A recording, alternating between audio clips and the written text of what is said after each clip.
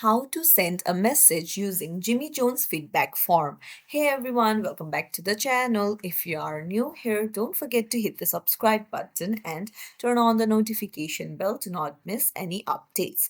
So in this video, I'm going to show you how you can easily send a message to Jimmy Jones through their feedback form. Let's get started. Open up your browser, go to Jimmy Jones official website and scroll down to the very bottom, and under About Us, you'll find Contact Us option. Just tap on it and then it will directly open up the feedback form.